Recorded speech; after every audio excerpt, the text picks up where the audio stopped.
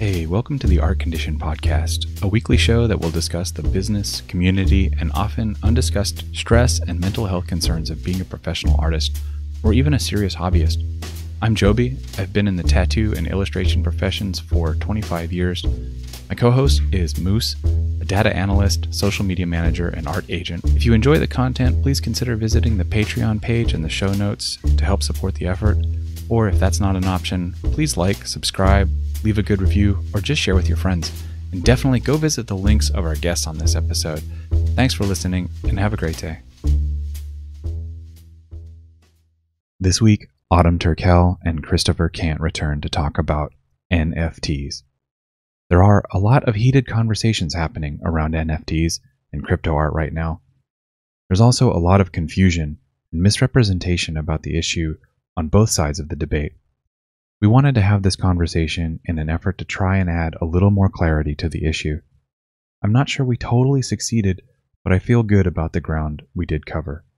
The conversation on this episode is a little biased toward the true believer, since Autumn, Christopher, and myself are definitely cheerleaders, while Moose remains agnostic. But we do our best to try and respond to the criticism surrounding crypto art with good faith. We start out discussing an article that has gained a lot of attention on Twitter. This article does in fact raise valid concerns and good points. And there is a link to the article in the show notes, and I strongly suggest giving it a read so that you have a full context for the critiques that we are addressing.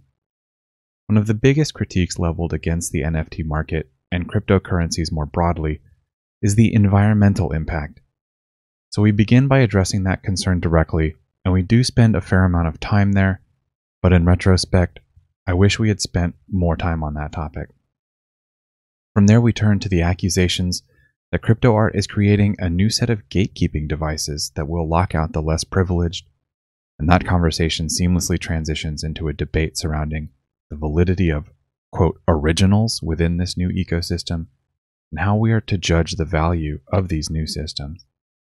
Interwoven amongst these topics are tangents into a variety of issues, some more philosophical than others, and in the end, I think we did less than an adequate job of succumbing to total fanboy ranting. But I'm okay with that. It is my hope that we can soon revisit this topic with a willing participant who is capable of presenting a level-headed voice of dissent for a productive debate. So if you know someone who fits that description, please send them our way. Until then, here's our conversation. Okay, you guys. Starting soon is off. I have all of your names correct on the screen. Pump your fists. Let's fucking start a shit storm. Throw some lighter fluid on it. Spark up the matches. Start waving and fanning. This is going to get crazy. This is absolutely nuts. This is completely flying by the seat of our pants as well. Full disclosure, we had one guest scheduled for the day today. They evaporated into thin air. Chris and Autumn were gracious and gallant enough to rise up out of their coffins at a moment's notice and present their faces to the world to discuss the hot new trend. Everybody's talking about it. NFTs. Whew, man. We have no scripted questions. We have no pre-written questions. We're just gonna fucking start shaking all the change out of our pockets. I don't even know if that's an appropriate metaphor, but I was gonna ask you about that actually. It's like, where's all the questions and stuff? Wait, how do I prepare for this? Nope. Looks like it's seat of the pants, friends. Seat of the pants. Fully winging a prayer. We're doing it live. Yeah. So you missed the first half of that sentence. There's another half in there. Anyway. Yeah, but it's not relevant, and I don't remember it, so it's not important. With that in mind, let's run through some introductions. You guys have both been guests on the podcast before, but for those just joining us fresh, give us a little bit of a background. Chris, why don't you start? Quick, brief background on yourself and your career in art. Okay. I started freelancing 2016, after a very, very short time in freelancing, I realized that's not going to work for me long term. So then I tried moving into various, education, Skillshare, started a blog, streaming, Patreon, all of that sort of junk. And I guess NFTs, crypto art is the most recent, trying to find something, an alternative to freelance, basically. And I've been in it since late December, so not very long. Yeah, good. Great. Autumn, up over to you. Got out of school 2006, was freelance for very short time, took full-time job, got out of that in 2011, freelance for 5 years roughly, as we discussed in the previous interview. Ended up doing sketching for for advertising, and that turned into sketching and illustration for advertising, and then took a full-time job with Bond, and currently am full-time, and then also doing my own thing on the side, which revolves a lot around investing in cryptocurrency, and then the art is obviously the fun stuff. And speaking of your time spent, your involvement with cryptocurrency, you're able to recently pay off your student loans on stream by using a Bitcoin. That was, I didn't actually, I didn't pay using Bitcoin. That's kind of a misspeaking. I was basically, on stream, I said that I had sold, I think it was just over half of a Bitcoin or something like that to pay off the student loans. But in actuality, it was a portion of my entire portfolio, which was, I looked at all of these different coins that I had and said I can sell, this much of each one of these to get this much money and put it towards student loans. And so that's what I did. Sold them all off over the course of some days, because you can't transfer, because of the way the regulations work with American-based cryptocurrency exchanges. You can't transfer over a certain amount out of the exchange on any given day, right? It's interesting to know about that. Sorry, I just wondered, when did you get into crypto? I think my first purchase on crypto was summer of 2017. Or maybe even a little earlier than that. I would have to go back and look at my actual sales records and that sort of thing. I started waving my hand preemptively. I wasn't like, "Hey, stop talking," because I need to. I'm sorry. I totally ruined the timing on everything. The point is, you guys are obviously biased and a terrible source of information for dispassionate explanation of what the situation is with cryptocurrency and NFTs here.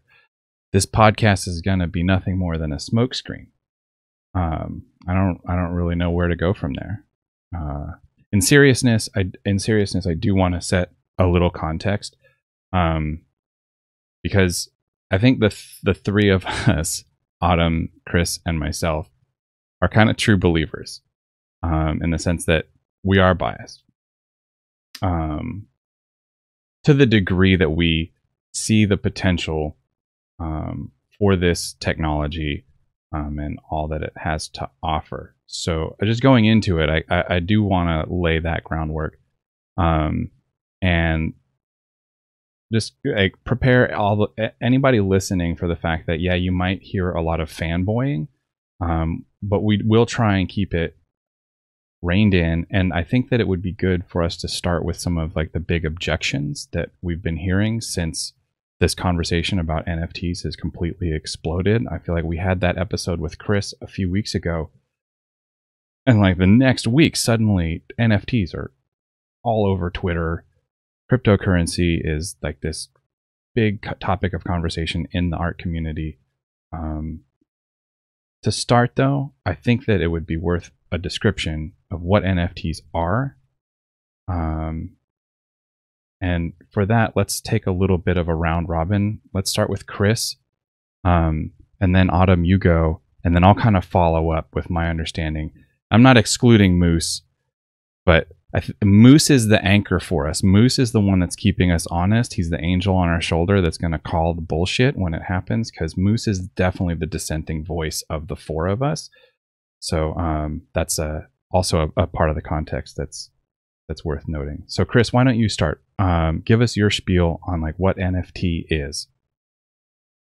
You mean the literal architecture? Yeah. Yeah, what it stands for, what the architecture is. Okay. Well, first of all, I'm not a crypto blockchain expert or anything. I'm just a digital artist that's found a new market, I guess. But so NFT is non-fungible token. Fungible. Something that's fungible is exchangeable equivalent value. So like $1 is equal to $1. Bitcoin is equal to a Bitcoin. Non-fungible means that the tokens don't have the same value and you can't exchange them. So basically, man, how do you explain this in layman's terms? These little tokens, you attach to them some sort of digital file. In our case, probably a JPEG or a GIF or a PNG. And they reside on a blockchain. In this case, the Ethereum blockchain is the general use case. And then collectors want to own them. That's pretty much how it works. Collectors want to own them in order to investment, speculation. Sometimes they literally do just like the artwork and they want to own it. They want to feel that sense of ownership. Sometimes people, they have a bit of spare cash and they like the feeling of buying. It's sort of like a donation mechanism, I guess, between a collector and an artist. But I think a lot of it is speculation. They are buying it thinking that in the future this will be worth more money, and so this is a good place to store some of my net worth, basically. Just like you would if you were investing in a cryptocurrency. NFTs are just a new investment opportunity for many people. Autumn, you go next. Give us your thoughts on what it is. Not that there was anything like empty or lacking in Chris's explanation, but like I said, just to kind of go through and just sort of like get as much of a rounded picture as we can. Okay. Yeah, non-fungible tokens.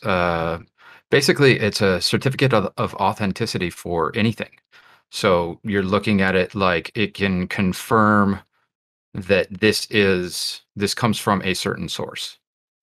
So what an NFT really is an artist certifying that an image is an original image, or a video is an original video, or I mean, it can go down right now to a provided physical item. So you get Beeple, who is actually publishing and putting together prints and boxes and stuff like that. And then when people invested in those original NFTs, they are then shipped those physical items. So if you go on YouTube, you can see an unboxing of a physical item tied to that NFT, which is basically just a confirmation that that you paid for this item, be it a digital item, be it a song, be it a video, be it anything and everything, really. And that's the power of the blockchain. Any blockchain, not just Ethereum, is that it has the ability to confirm data sets. And so essentially an NFT is a confirmation of a data set. That data set is tied to an image. So when you go out there and you mint a digital artwork or an NFT token of any sort, and then say what is in that token, you're confirming that the information that you put in there is well and true, and that the person that paid for it is getting what they paid for after that minting happens. So you look at at the different use cases of blockchain as a whole, and they were starting off with using back in the day 2017, 2018, they were using it to confirm different warehouses of information, right? So like confirming wine, and each wine has a little tag on it, and they scan that tag, and that was confirmed on the blockchain. And then it came further and further along to now it's at the point where we're confirming just data for data, and you have NFTs. So the only thing that I would want to supplement to what you guys have already said is a little bit of a conversation about blockchain itself, because this is one thing that I think throughout the conversation is vital to keep in mind. The distinction between blockchain and all of its uses beyond its immediate construction. The blockchain itself is simply a sequence of events, basically. Digital, in the most common scenario, or the most commonly known, Bitcoin. It's a mathematical equation with ever increasing complexity, the solution of which results in the reward of a certain amount of Bitcoin. But that event of the mathematical solution resulting in another block being added to the chain is its own thing. The fact that that then results in the reward of a Bitcoin does not make blockchain equal to Bitcoin or just cryptocurrency in general. But anytime we're talking about blockchain, we're talking about one thing. Anytime we're talking about something that the blockchain is able to facilitate, we're talking about something totally different, and we're not necessarily talking about blockchain anymore. Blockchain is just that series of events, and those types of events can be different. In the case of Bitcoin, it's a mathematical equation that's being solved. In the case of some other coins, it's actual like contributions that people are making to the system that are noted as a coin. The coin itself is basically just a marker, for showing what somebody has or hasn't done. So I kind of keep repeating the same thing, but that's because it's really worth hammering home that this idea of blockchain is different than like what cryptocurrency is, and it's different than what NFT is, and it's different than what smart contracts are, and everything else. So with that long-winded diatribe, what do you guys think? Let's start with some objections. And I know Moose has brought a big one to the table. It's probably one of the more notable ones. Moose, do you want to break that down? Talking about the it not actually being an original, that part? I was thinking about environmental impact. That's probably like going to be... Oh, yeah, and just... Moose drops off the face of the earth right when we need you most, Moose. Okay. You don't want to talk about my thing? I'm out. That's what he's saying. He's like, oh, no, I'm gone. Once he reestablishes connection, see where we lost. Where did we lose you? The environmental thing from that one article? Yeah, just because I feel like the environmental thing is probably going to feel more pressing for more people than the secondary argument of what is or isn't unoriginal. Sure, that's fine. So when this was blowing up on Twitter, every thread that I saw that was discussing it also had included at least one or two, if not more, links to this article, as if it was the gospel answer to should artists get involved in NFT, in crypto art. And it was all the things were like one sense of, if you haven't already read this, you should read this. It wasn't like them having their own opinion. It was them just parroting this article. And the crux of the article was proof of work requires a lot of energy. Requiring a lot of energy is like essentially burning a whole lot of coal. In some cases, for whatever measurement they were saying, it was relative to the output of Argentina. So they were saying because there's so much wasted energy involved in cryptocurrency, it is irresponsible for artists to be involved in crypto art. So do we want to start with the laughing person first, Autumn, and then we'll go to Chris this time?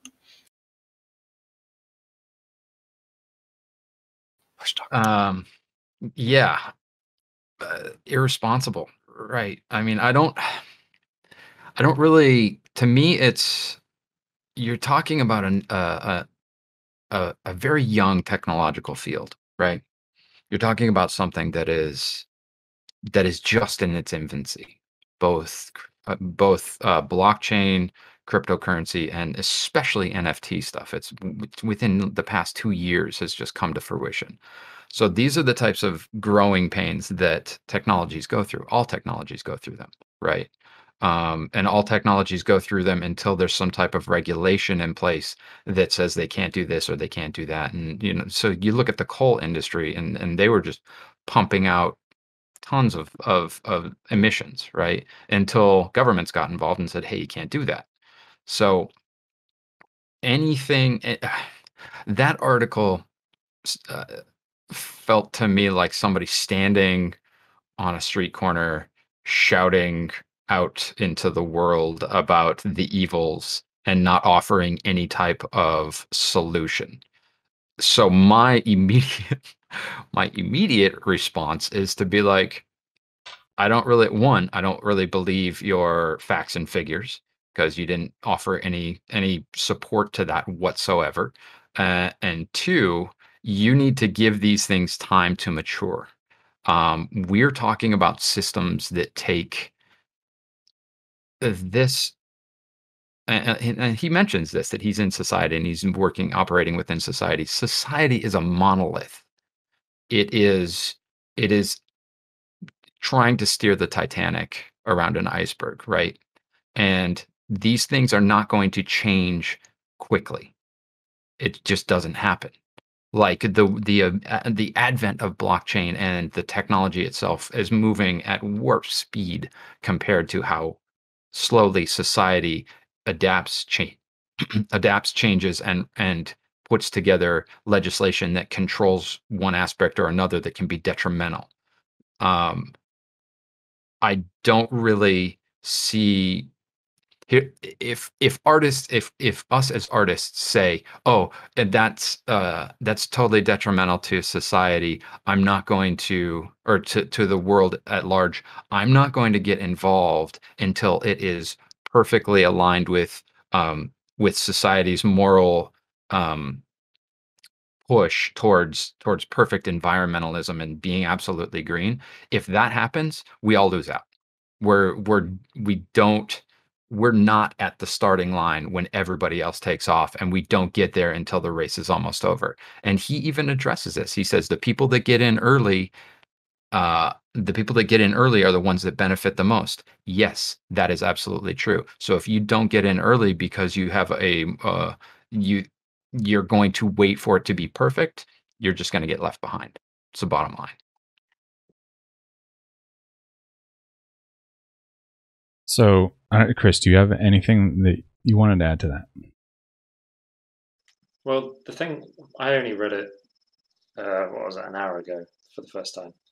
The thing that came to mind for me is it's the environmental toll of blockchain. It's scary, but it makes me think, Autumn's point about the Titanic heading towards the iceberg. It makes me think, if we were to just delete blockchain from existence today, would it change humanity's trajectory in the slightest? Would it really have any impact on our on our environmental destruction? And I'm not convinced that it would really change much. So I think that's really talking about a much bigger topic, in my opinion. I think looking at blockchain and crypto art as some sort of environmental devil is a little bit naive when welcome to modern humanity, is how I kind of see it. Yeah, I mean, we have Germany who shut down all their nuclear plants and then put on a bunch of coal plants to and natural gas and other types of natural resource burning fuels plants, and that's contributing more to global warming than stuff like artists who want to make money off of NFTs. So to piggyback on that, yeah, he talks about lowering your carbon footprint. So if we're going to get into the type of things with studies and that sort of stuff, there was an actual study done that looked at the individual's carbon footprint and what that means for you changing the way that you live your life and changing the things that you do, like don't drive the car as much and all this and that. And they found that the real answer is not to change your day-to-day existence. It's to go it's to find the politicians that are going to vote in favor of environmental changes and get them to enact changes that work on a broader scale. Otherwise, you're just doing these little tiny micro changes that are a drop in the bucket with 7 billion people. Yeah, there are people out there who, when they find out how little of a difference they've made by having a 30-second shower compared to, the normal 10-minute comfortable shower, they're like, well, why am I suffering or not being comfortable when it's not making any difference? And it's the people that have the ability to make the difference are the people that are, taking, however many bribes they can get to stay in power and all that stuff. But yeah, it's beyond the scope of this, I guess. So I want to jump in and steel man a response to some of the arguments that you guys have been making in terms of how we should look at the environmental impact. It's coming up in chat a lot already, and it's something that you see a lot in these responses and these Twitter conversations, is that if we're already redlining the environment, should we be adding another contributing factor?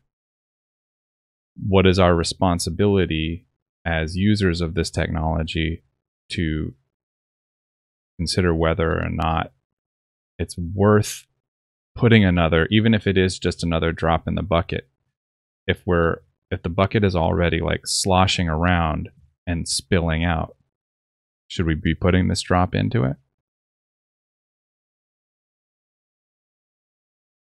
Anybody jump in? Well, the morally correct answer is no. But there's also, this is going to be happening. If it's not blockchain, it's another thing tomorrow and another thing the day after. And I guess it's a pessimistic look at the whole thing, but it's reality. Is just how I'm seeing it. Like,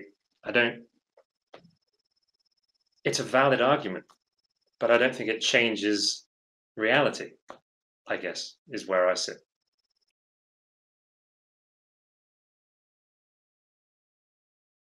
Yeah, I think that we're not going to get around this, and there's good people out there working on blockchains that are 100% green and putting together DApp platforms that will do exactly what Ethereum is doing, minus the proof of work. So getting into proof of stake and using holding the coin as confirming the blockchain itself. Something like Cardano, which they either just recently had their Merry fork, which puts them into a place where they can do the exact same thing, NFTs and all that stuff, or it's coming up really soon. So if we're going to talk about a moralistic dialogue of should we be using this technology, I think the answer is yes, we should be using it. And yes, we should be perpetuating it and pushing it forward in a way that gets us to the moral high ground and to using it in a way that is a net positive. But we should not stop using that technology, because if you stop using a technology, it stagnates, you lose that. And there are benefits to this technology that someone in chat had just mentioned about democratizing the entire thing, democratizing the funding, the applications, all of the rewarding people that are doing good things with that coin, right? So the answer is no, we don't just stop using something because it's technologically destructive to the environment. We find ways to make it non-destructive or even a net positive by taking destructive things out of the equation as it evolves and progresses. Yeah, so to add my own 2 cents to the devil's advocate that I was just playing,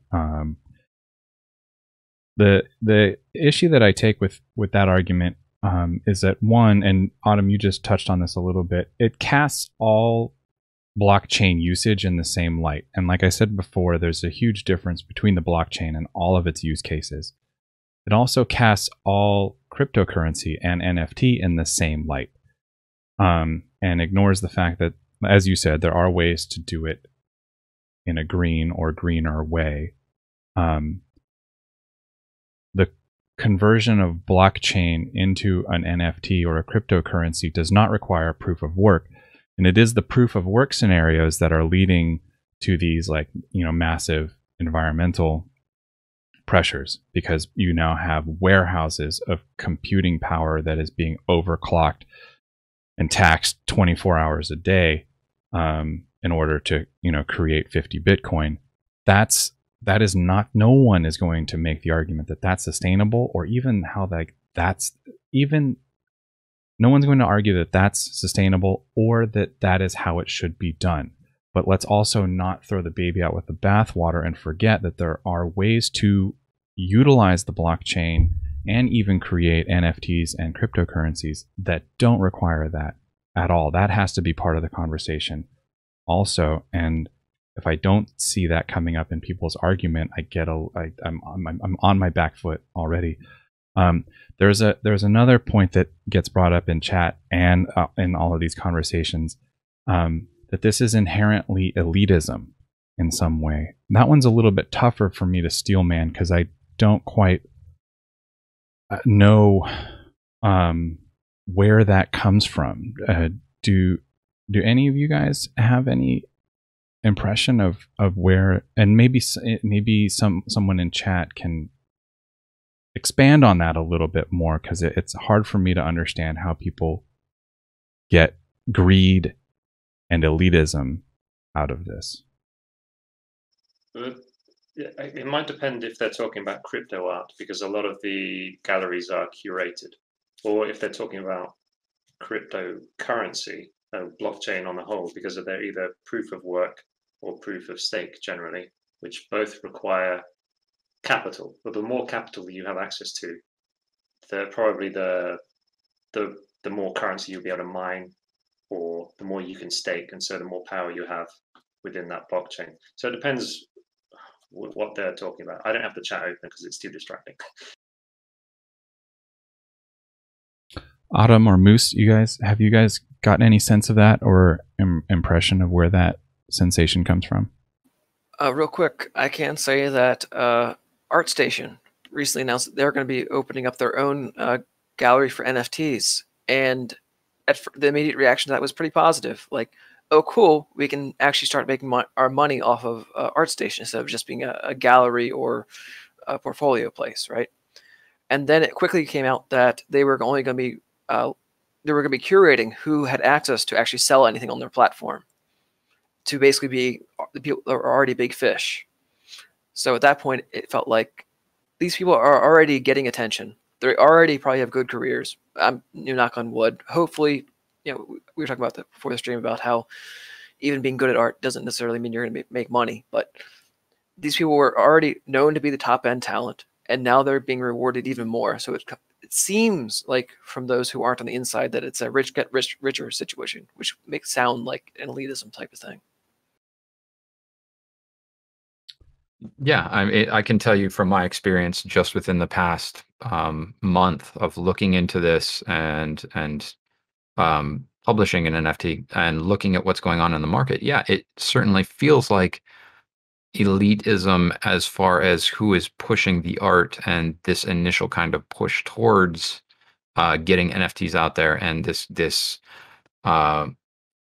mania, for lack of a better term, around them. You're looking at the people, and this is, I think, the argument, the people that were in there early, that were backing these various different places, Nifty, Maker's Place, all that, the ones that were in there are the ones benefiting the most. So yes, it feels like elitism, but how is that any different than the people at a gallery down in Santa Monica that were chosen by one dude who are selling their stuff in the gallery for hundreds of thousands of dollars? There's not any difference. It's a continuation of an art market that has existed forever. So that elitism thing, as it applies to NFTs and the current state, sure, yeah, it's something akin to what the art market has always done. I want to jump in on that because I can feel in the world a knee-jerk reaction to any argument that's gonna that has a similarity to, like, well, that's the way that it's always been, or that's just the way that the world is. It doesn't delegitimize what you're saying, but I think that there's another aspect to it that's worth mentioning, which is that even if we acknowledge that it does create an elitism of sorts, let's also remember that it's creating a near infinite pluralism of potential elite markets, which then cancels itself out and negates the so-called elitism of any of the other markets. It's sort of like the way that haute couture fashion is. I mean, it's whatever, it's what it is, but there's still plenty of people shopping at Marshall's or, whatever your, local discount market is. And this is now, I think, allowing for haute couture artwork to be sold in haute couture places, as well as places like Marshall's, the Target equivalent of digital, online, curated galleries. Like we're not in this scarcity mindset of like, well, now there's only going to be a limited number of places for me to access and get my art shown and get my art sold. That's like, with all due respect, 19th century thinking, that this is not the Industrial Revolution. This is something completely different. It also goes back to what I was saying of like, it dismisses all the other use cases. Yeah, so I lost track of what my next question was going to be, but I did want to mention too.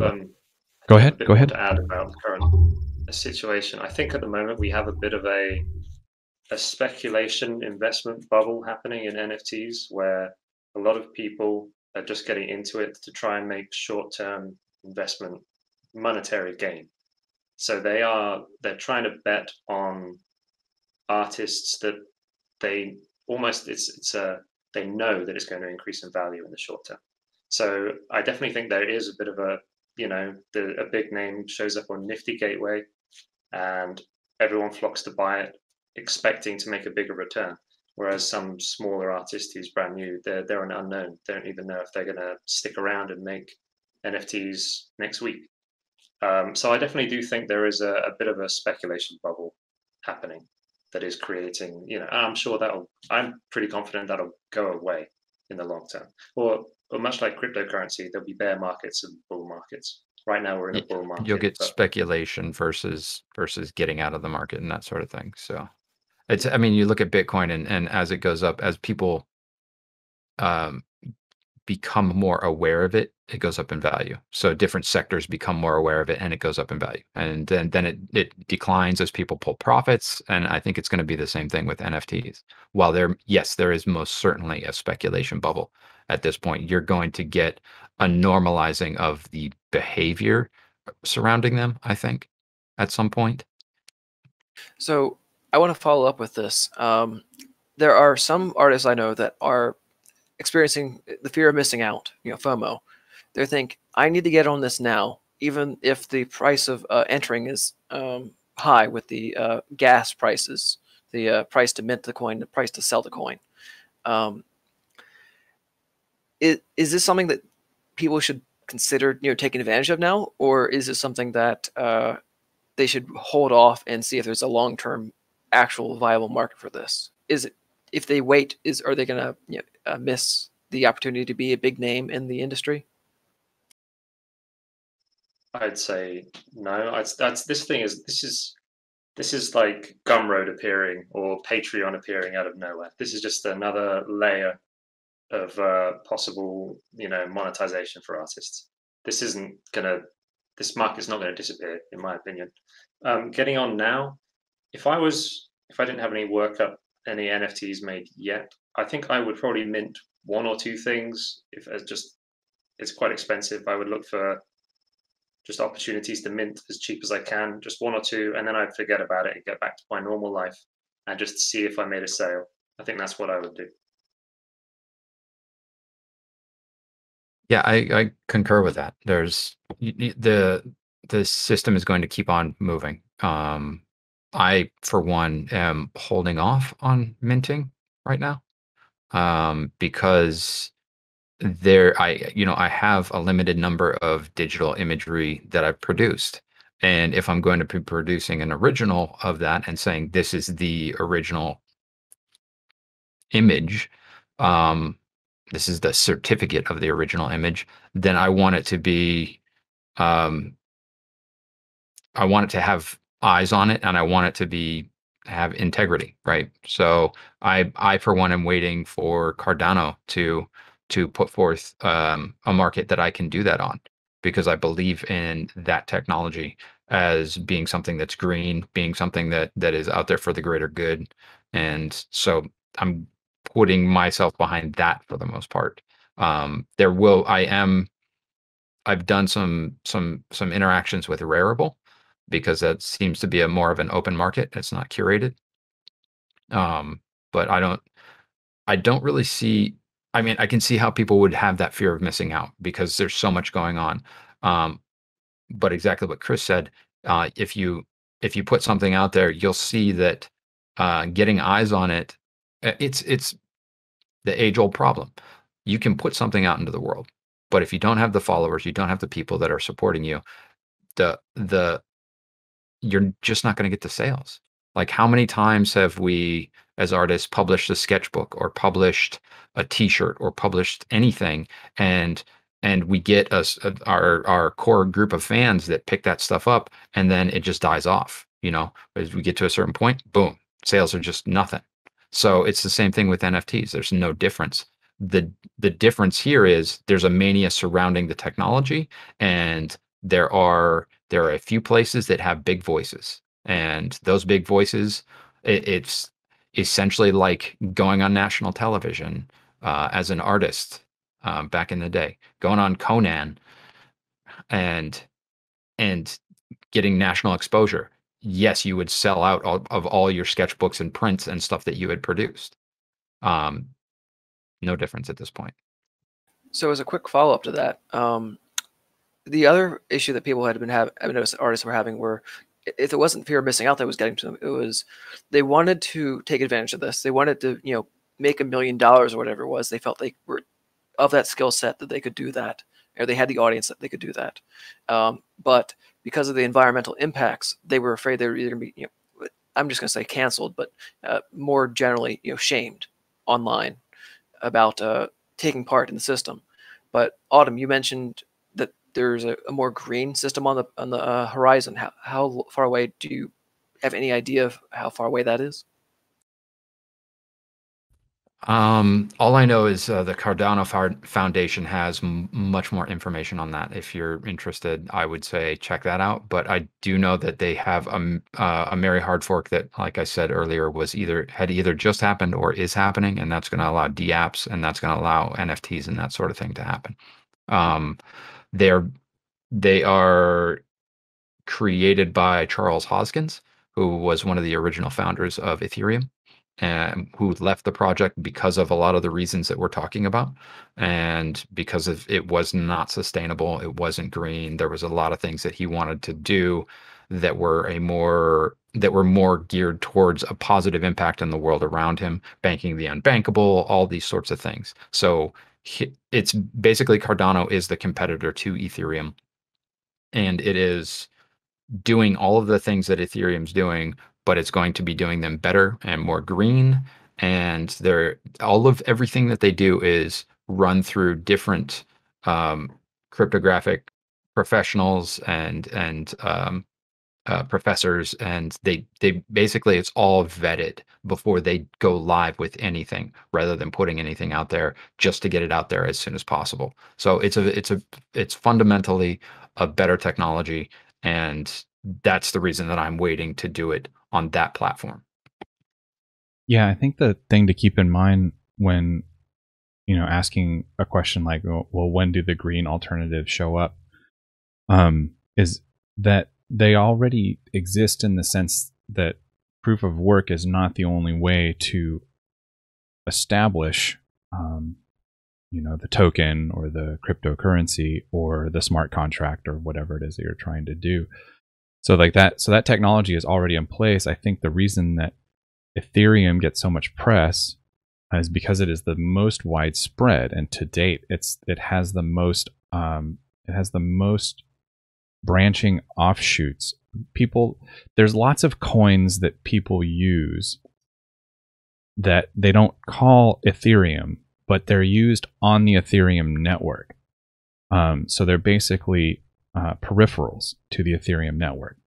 And so a lot of this all gets traced back to Ethereum and what Ethereum is doing. But there are lots of alternatives that are already in place, that have already been created, that don't rely so much on the proof of work aspect. Go ahead. What? The alternative you're talking about is proof of stake, and my understanding was, while they had created an initial version of proof of stake, they weren't able to they weren't either able to put it into use, or it was suboptimal for some reason. And so they've been working on proof of stake 2.0, and that hasn't come out yet. So I don't know what Ethereum is currently doing. I don't know if it's proof of work or some other version of proof of stake that's suboptimal. I don't know.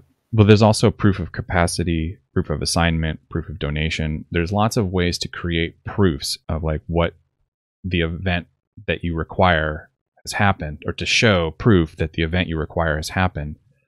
And I'm sure that there will be more in the future. I'm contradicting myself a little bit by talking about the future when I was just saying like, oh well, it's happening right now. But what I'm actually selling NFTs on Near protocol, on a platform that's not built on Ethereum. It's built on a proof of stake blockchain. And I don't know much about their architecture, but I know from a user experience, it is very smooth and fast, and you can tell it's not as congested or as expensive or as energy intensive as Ethereum. Sorry to interrupt. No, you're not interrupting at all. Yeah, that it is. I basically said what I needed to say there. But going back to one thing that was, I think Autumn, you were saying, in terms of you were talking about big names and related to this idea of FOMO, in terms of like, well, I'm a small artist, I can't get in on this, the access is too expensive, all of that. I think a lot of that information comes from a lot of the larger voices that are sort of arguing against all of this, that some of the larger detracting voices of this, not giving full information. So if people are hearing, well, it's Ethereum, you have to, and it's like $1,000 fee to mint a coin or mint an NFT for your artwork or whatever, it's like, oh my God, this is crazy. And then that leads to these ideas and conversations about elitism and all of that. But if those conversations are leaving out all of what we just said about, alternatives, it's not presenting a full picture. So to add to this idea of FOMO, I would say stay away from it. As a true believer, as like almost, well, I don't want to say a fanatic. I'm excited about blockchain, like very excited about all of the things that it has the potential to do. But even from that standpoint, I would say to people that are like looking at this and wondering like, is this something that I want to try and get into? Don't, just hold off and wait. Like there isn't anything to miss out on. It's like wondering if you were going to miss out on buying a car when the Model T came out. It's like, don't even worry about that. This is brand new technology. And in, however many years, you're going to have probably thousands of different options to choose from and different ways to get into doing this. It's like, just watch and see. I don't know.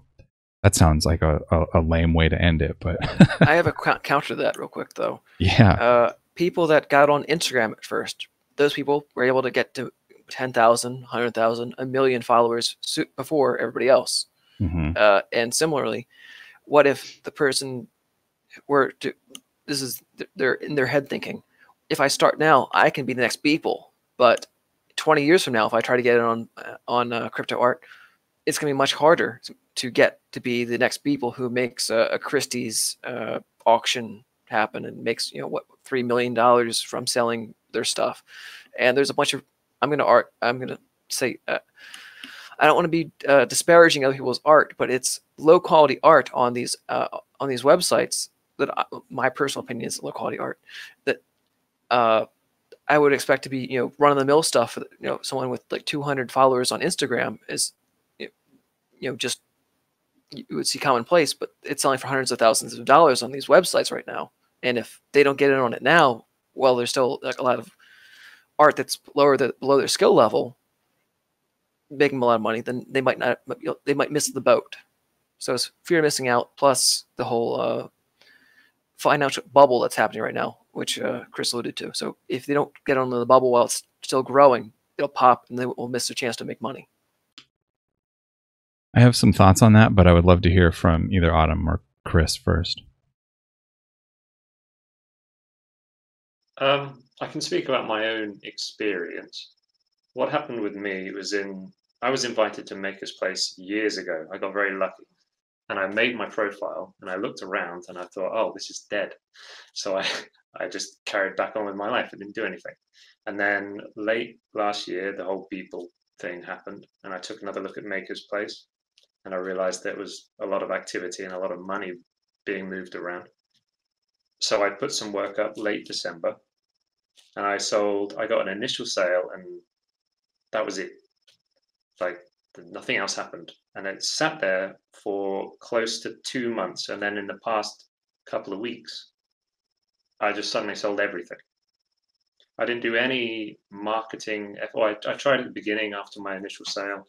I tried to do some, use Twitter a lot and talk about NFTs and do a lot of stuff, but it didn't really move the needle at all. So instead, I just got back to working on my blog, doing client work. And then I think some random collector just stumbled upon my stuff and started buying it, and then other people noticed and started buying it, and it all just evaporated in this past week. I sold nearly everything suddenly. So what I've been telling people, in my opinion, it would be to just throw a couple of things up, maybe on a non-Ethereum platform, like the one based on Near Protocol. There's another one called Ghost Market that's based on Phantasma. That's proof of stake. It's much cheaper and it's not congested. There's no curation. Just throw some stuff up, put links out to your socials, because a lot of collectors, what they're looking for is an artist who's shown that they're dedicated to their career. So if they stumble across your work and then they go check out your social media and they realize this is an active artist who is dedicated to building a career, there is an increased chance that they would actually purchase with speculation on it going up in value. So that's what I'd say. Throw a couple of things up, put it somewhere, put it on the Near Protocol one or the Phantasma one, and then just get back on with it. Get back on with whatever it is you normally do. And if you sell them, fantastic. Maybe there's a career for you. If you don't, then nothing's changed. Yeah, I think too many people are going to be popping into this expecting it to change their entire life. Like they're going to throw something up on one of these networks and it's just going to be like, boom, hey, I'm a multimillionaire. And that's speculation, right? What Chris said is right. You like even in the traditional art market, the person that the curator of the gallery is selling to is somebody that they've developed a relationship with that understands that that curator is putting them in front of artwork that is produced by an artist who is dedicated to their career. The same thing. Like if you put in the work and you continue to put in the work and you sell that one, then the next one is going to be worth a little bit more money, and the next one is going to be worth a little bit more money. So you get into these shows that you're doing, and you get to up your rate as you're doing the shows, right? By being dedicated to the career. So it's the same thing with the NFT market. You put those out there. The next one that you publish, if the previous one sold, you can sell it for a little bit more money. And then the next one that you publish, it's the same thing. And it's going to be a slow climb. You're not going to be I mean, yes, there's going to be those that they jump into this market, they explode, and it's winning the lottery for them. But those are few and far between. People did the work. People did 13 years worth of work prior to releasing this, and he put shit out there for free. It was here, take this stuff. These are my tutorials. These are my assets. This is all this stuff. And he just put it out there, and then decided he was going to do the NFT thing and reaped the benefits of that 13 years worth of work. It wasn't like he came along in an overnight success. It was, and that's the old Hollywood thing where they came out of nowhere. No, they didn't. They grinded their ass off and lived below their means and had like ramen for dinner for 10 years. And then they reached that threshold and it rolled over, and that hard work paid off. That's an excellent point that I'm so glad that you mentioned. And it's this common tendency for people to think about, situations like this as get rich quick schemes or whatever, or it's easy. Like you said, if you see something happen overnight, quote unquote, overnight, that they somehow like took advantage or like leveraged some exploit in the system. They broke the simulation somehow and reaped some benefit.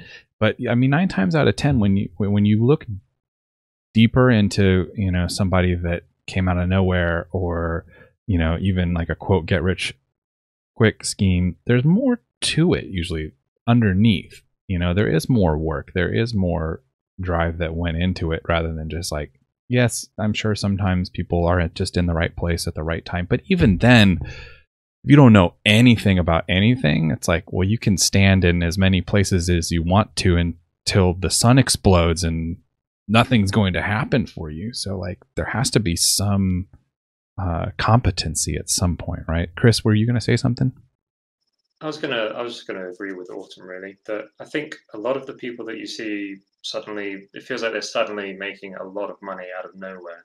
A lot of them have spent a lot of years building up a kind of a digital equity that they've never been able to fully cash in, because there's never been a good enough mechanism to cash it in. And now there suddenly is. It's not just within artists. There's also, Logan Paul, didn't he do an NFT? And there's a lot of people doing NFTs, but it's because they've built up this kind of equity online that they've never been able to fully translate into sales or money. And now that finally it's able to happen, and so you see, I kind of imagine it as like the money is catching up with them, basically.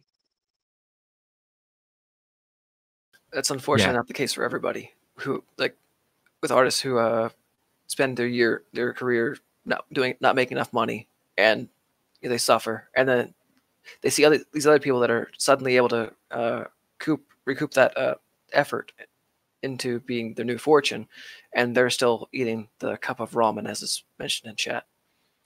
Yeah, but I mean, that's been every art movement in history.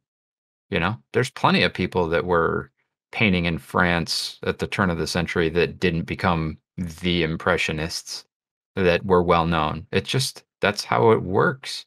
Like, some people labor in obscurity their entire lives.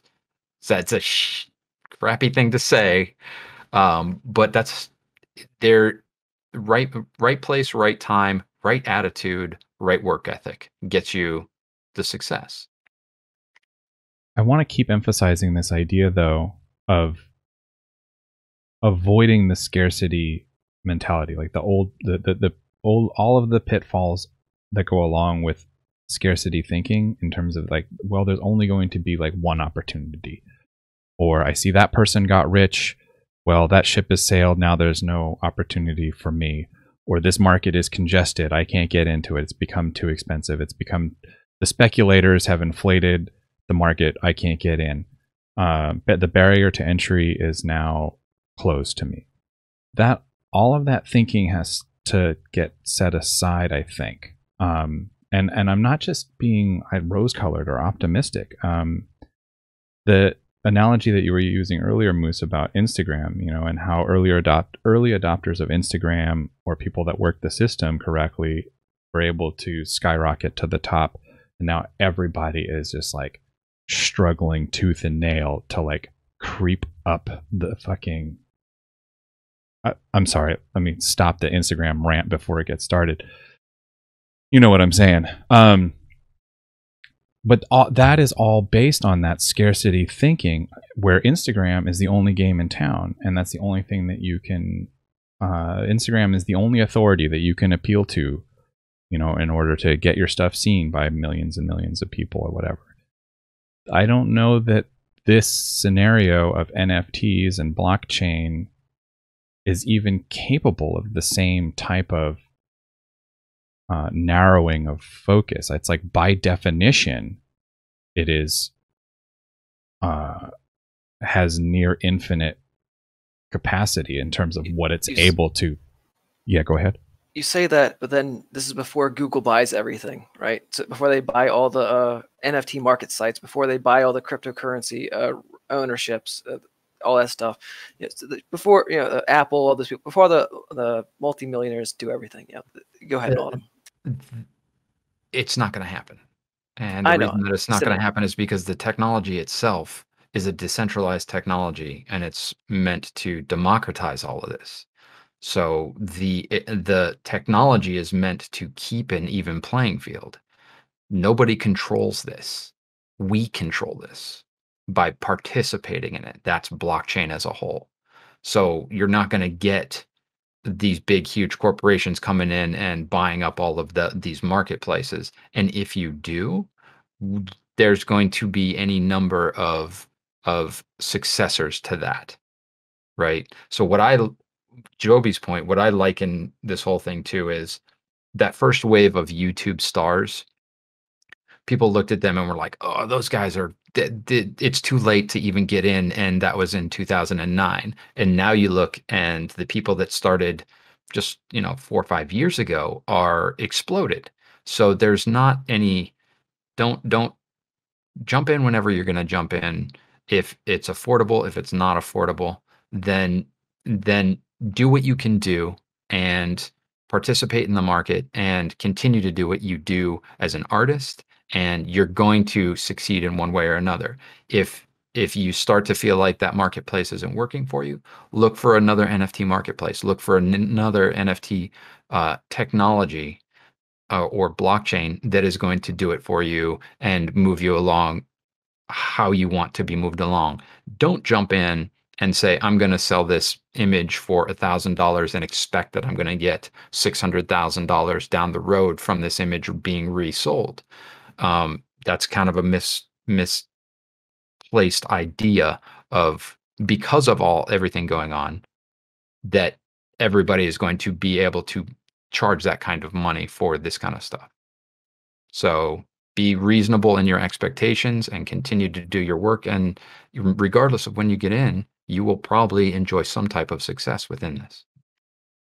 Yeah, it's like what we were saying before, where you have Haute Couture and you have Macy's, and then you have Target and you have Value Village. And I don't, and that's not to be disparaging to anybody who's like, oh, well, you're just Value Village art now. But yeah, it's, in essence, it's more to say that it's not a matter of limited numbers of places where you will be able to sell your art. It's that you have that ability now to sell a piece of artwork that once was sort of disregarded as, just a series of ones and zeros, and now there's the potential for that artwork to have some to command the same type of attention and money as a traditional piece of artwork. That's what's interesting about it. Where those things happen is, I don't want to say unimportant or completely immune to the things that you were talking about in terms of Google buying everything up or Amazon buying everything up. But just that is now possible, that now, not just visual artists, I think about musicians too, like what this means for musicians. And just to jump over a lot of between here and there, in the long run, you don't even need labels anymore. Like this whole thing sort of like does away with the need for a music label now. So this is just like the empowerment that it has for the artist, is, I think, like where the real interesting stuff is, not even so much like where the artwork is going to be shown, because those things are going to just keep happening and happening and happening. I don't think it's going to be too long before we'll have the functionality, like Squarespace will have some sort of extensible functionality to sell NFTs on your own website. Just like how you can do print on demand, you can do Shopify. I think it won't be that long before someone comes out with some sort of app. Just plug it into your Squarespace site, sell an NFT. It will mint it onto whatever blockchain. Squarespace's own blockchain, who knows? But I don't think it's going to be that long before it happens. Yeah, that's a great point. Squarespace's blockchain. This idea, like an Instagram is hard to make. Not, like the coding by itself is problematic. That's a barrier to entry for the majority of the population right there. But then, like, all of the marketing and the business and the everything to like make Instagram what it is, that's what makes Instagram hard to repeat. But if you have a situation, like what you were just saying, the Squarespace has its own NFT, Etsy has its own NFT, anywhere that you want to, like, your own website has its own NFT. It's just the fact that you are now able to say this is a unique, one of a kind thing. And maybe this leads us into the argument about originality.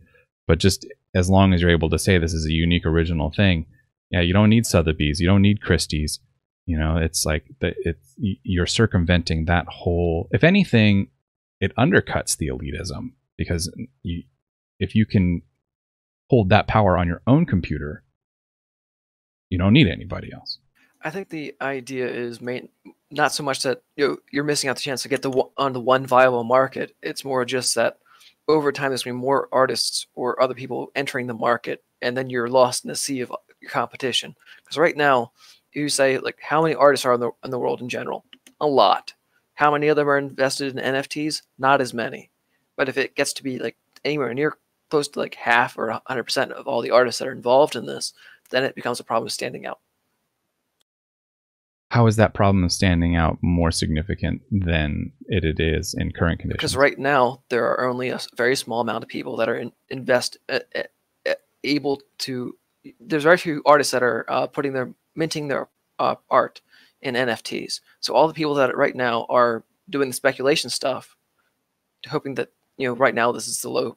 I have $100,000 to spend. I don't know what I'm going to buy, but I'm going to buy something so that it'll go up in value in the future. And if I buy it for $100,000, then somebody in the future will think it's going to be worth more. Let's say those people, that market dries up in the sense that they already bought all the art they're going to buy until it goes up in value, and then they'll sell it and they'll buy more. But the idea is right now there's fewer people for them to choose from. So that's where the scarcity is. They have fewer options. Right? I understand. But as the ability to mint NFTs and attach your digital artwork to it expands and becomes more widely available. Is it? Are you saying that there's going to be less people buying art? I don't. I mean, more diluted, right? So as right now there is a small pool of artists to choose from. So the investors are all finding those same artists. It's not hard to find who's involved in NFTs right now. You go to this whatever six main websites that are doing it. But if there's 100 websites, then you've already missed the fear of missing out. People perspective is, I've already missed my chance to be highlighted early on in the process when it was easy to find people. Before it became flooded to now there's everybody that would ever want to do an NFT is able to do an NFT. Sure, and that speaks to this problem of speculation and artificial inflation that I think that we're all in agreement on. But I don't think that that's the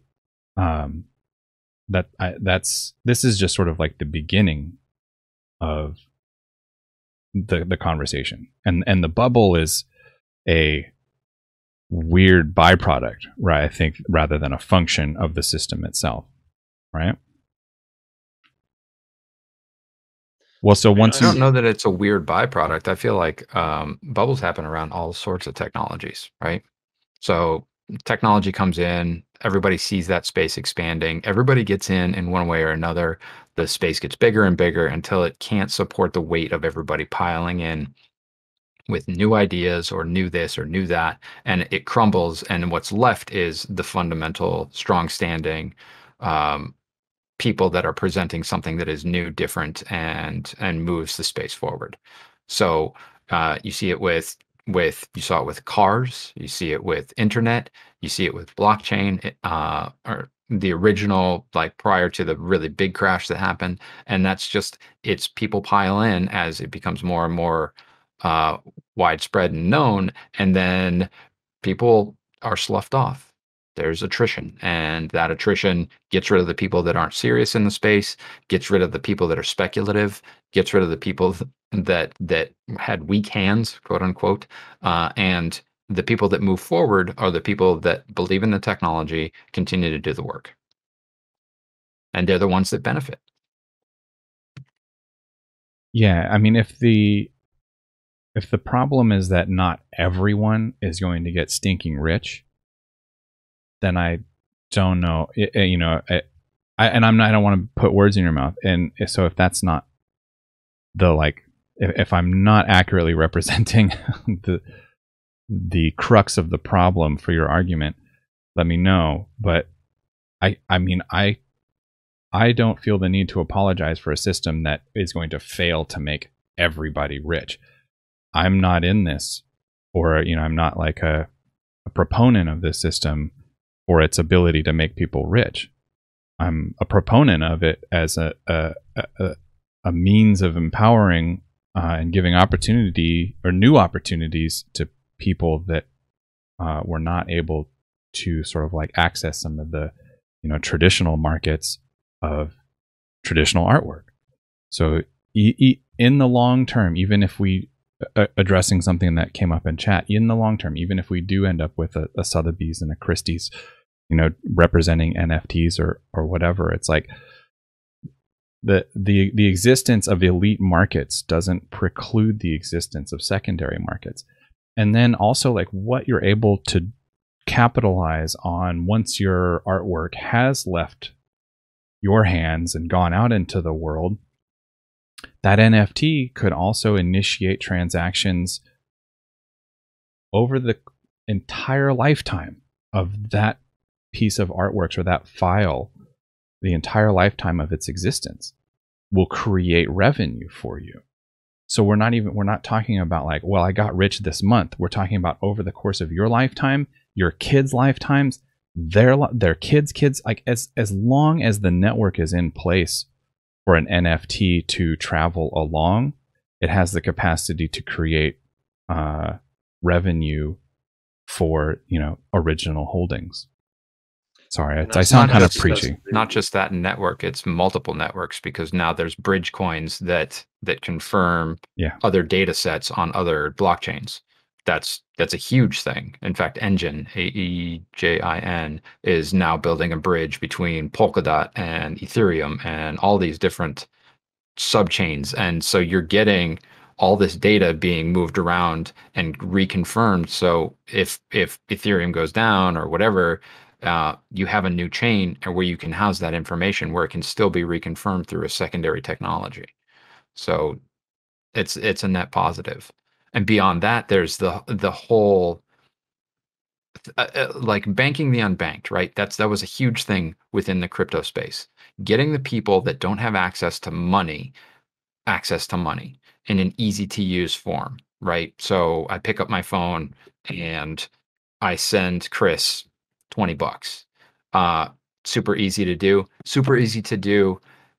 All you need is a phone. So third world people can start having money, can start having banks, can start having that sort of thing.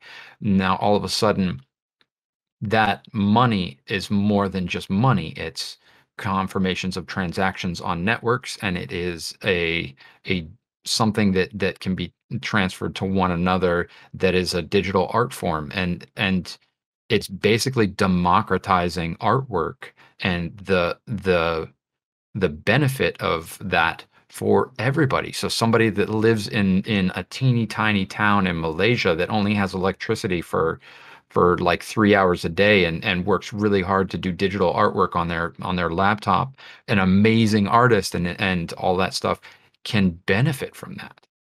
So it's not these big people that I'm worried about and the FOMO and all that. I think it's amazing that everybody's going to be able to do this and benefit everybody, not just us in the first world or developed countries or, any of that stuff. It goes well beyond all of that. And that speaks to the promise of blockchain itself, right? I mean, that's again a distinction between the monetary aspect of things, which yes does have significant impact, or the potential to have significant impact. But this idea of blockchain in general, and this distributed network, and all of the other things that can come from it, like smart contracts are a great one, and that's sort of like one of the pieces that lends to NFTs being a continuing source of revenue throughout the entire course of its lifetime.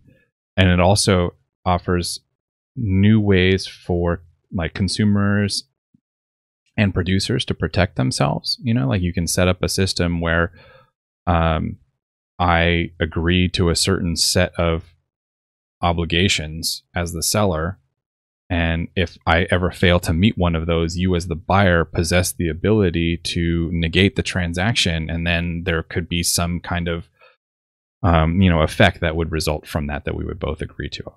That would be different in any given scenario. But all of those kinds of things that, like, whenever possible, I always like to almost try and steer the conversation away from money, not because I want to like hand wave it away, like, oh, the money's not important. There's just so much else that comes along with this that it's just like, I keep having to bring that up so that anybody that listens to this won't be sort of like, fooled by articles like the one that we started this conversation talking about, where they're just creating this monolithic structure. Here is the problem, and it's because of all these reasons, but then fails to address like all of the other things underlying. Sorry, I was ranting. Does anybody else have anything to follow up that conversation with, or should we go to this question? Go ahead, Chris. Speaking about FOMO and the smart contracts, royalties built into smart contracts. A lot of these platforms, if people don't know, they have the contract that governs when an NFT is resold. They have a royalty built in that goes to the original creator, normally like 10%, I think, on a lot of these places.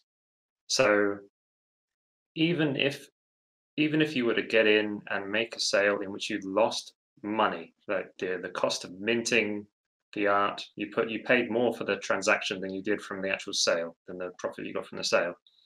Even if you were to go ahead and do that, there is potentially huge upside in the future. If you make those sales, you lost money, say you sold them for $10 or something, and that's not a profit deal at the moment. If you then go and continue to work on your career, that will be reflected in the future value of those NFTs. And you will, as long as you've made sure that your smart contract has royalties built into it, you will see that value in the future when it is inevitably resold, as long as it's resold within your lifetime, I guess. So just because you aren't making, that's one of the beautiful things about it, is just because you aren't making huge sales now, or you don't think you'd be able to, there is this built into it, this kind of safeguarding. It's what would you call it? It's justice is how I see it. Justice is built into it for the artist. There's something similar to this with The Witcher, if you're familiar with the story. In European copyright law, if the sale of copyright turns out to be disproportionately favorable for one person or for one party, they can sue to get approximately equal compensation out of the deal. So with The Witcher, the artist of the books sold the rights to CD Projekt Red so they could make their games for, I don't know, not very much money. And then later, CD Projekt Red started making tons of money, so the guys took them to court and was able to get a fair compensation for it. This is sort of similar to that, in that retroactively, it turns out that you didn't get a good deal, but later down the line, you start getting the proceeds from your success. There's a couple of points being brought up in chat that could be worth touching on. Earlier, Sam Gushu said, digital only shuts a lot of people out. You see this a lot with the rise of cashless businesses in cities. I'd be interested to hear if you guys had any thoughts on that. I would just want to start off that conversation by reiterating this idea of one system versus a plurality of systems. If you only have one system and that system changes, then everybody else that isn't able to adapt to that system or to that change is going to be shut out. If you have a plurality of systems, then one of those can change and all of the other systems can pick up the slack for the people that are shut out of the change of one. Or the people that get shut out are able to establish new systems themselves. And again, as this technology becomes more and more ubiquitous, and we have things like what Chris said, Squarespace having their own minting function, or a minting function in itself just becoming like any other app that you have on your phone, it's hard for me to see like how people would get shut out. Do you guys have any thoughts on that idea? The only thing I'd say is that traditional art, if you're thinking that you need to be a digital artist to enjoy this, it's some of the leading crypto artists are actually traditional artists. They're oil painters and acrylic, and so how? Well, they just scan in their work and then they mint it. Why is that? Like I had said earlier, an NFT is a confirmation of any type of object. It's not just a digital file. That's a good point. If they want to put it out there and be like, this JPEG here, this is the original, this is what you're purchasing, but it really represents this physical object over here, right? Then that's what it is. So I can do a painting, like that there, and take a picture of it on my phone, post it up to an NFT market and say, what you're paying for is this actual painting. When you purchase it, you're going to contact me and I'm going to send it to you. Could you double dip and say, here's NFT, you get the original painting, and then you actually sell the original actual painting to somebody else? Well, these are all. I think that's going to reflect poorly on you as an artist, and you're going to ruin your career. Because as soon as you do that, somebody's going to go out there and shout, hey, he never sent me the original, and you're going to get canceled. Well, you got the original JPEG, but you don't get the original painting. The contract itself states what's in the NFT. So in the NFT, I say, in the description, it's 45 centimeter by 30 centimeter painting and in oil to be released upon payment of contract NFT token. Right. So as soon as they pay it, then it's released. I send it to them. That's if you choose to go that route, though. You can choose to say, hey, I'm going to sell you both this token and this painting, versus I'm just going to sell you this token. And that does not give you access to the actual physical painting. That would be like printing off, doing a limited edition run of prints and then another limited edition run of prints and selling them separately. That's your market is going to despise that move, and it's going to be reflected in your income, I would expect. Yeah, but yeah. This is how I feel about if you don't fulfill it, then you're going to be marked as somebody that doesn't fulfill their contracts. Your future work isn't going to be sold. They're not going to resell your artwork. It's just bad business practices. So yes, you could do that. There's nothing stopping you from doing that other than, hey, you're an asshole. I'm just seeing, like, the token can be linked to a digital file, and that digital file wasn't actually the original file. It's a output of the original file, because the original file was a Photoshop file or whatever it was, right? So it's the output, and you're just saying, in spirit, this token is related to this piece of art.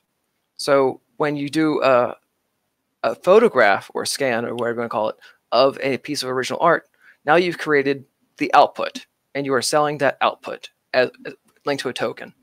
And then you have an original piece of physical art that you can then sell as the original physical art. So you can sell the original physical art, and you can sell the original digital art.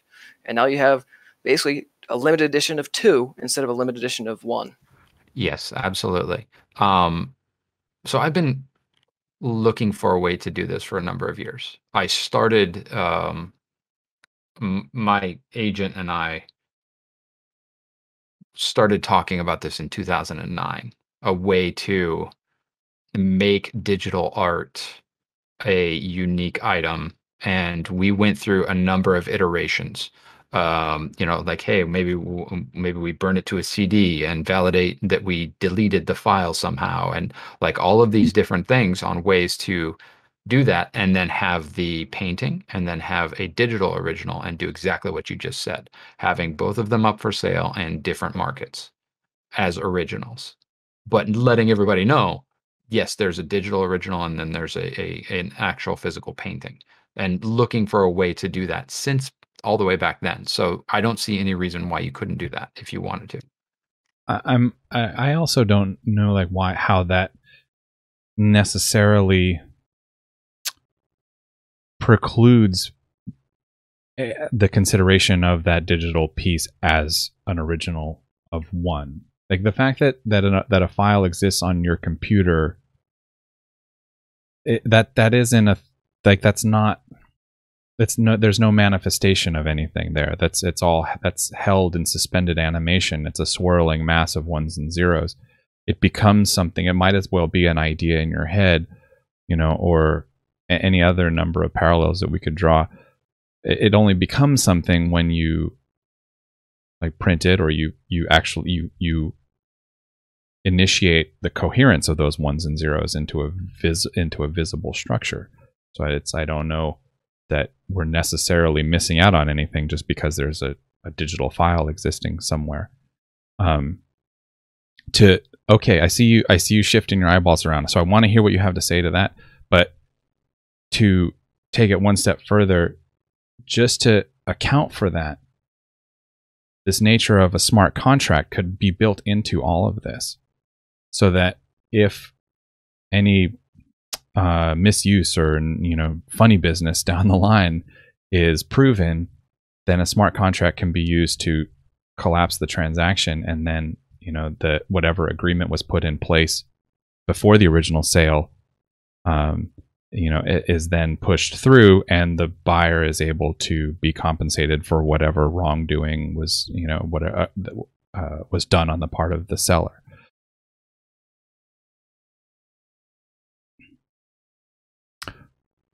But I'm interested to hear what you were shifting your eyes for, though, Moose. Like what your hesitation the was. whole idea of the ones and zeros, because that's all. The NFT market is basically a collective make-believe that these tokens are associated with these arts, because in the metadata it says it is. So if you believe that the token represents more than ones and zeros in the association, then sure, it does. But it really is just a collective. How is that different than your bank account? You just believe that the collection of ones and zeros means that you can buy bread. That's all that it is. I'm not sure how to respond to that other than I can take the money out of my bank account. And it is collective make-believe, but it's also not linked to an image. And that image is, so my bank account isn't freely distributed across the internet, so I'm not sure what we're going for here. Well, that's kind of my but point. You can't take money out of the painting that you have on your wall. And it's the same thing. My brain hurts. Well, you said that you can take money out of your account.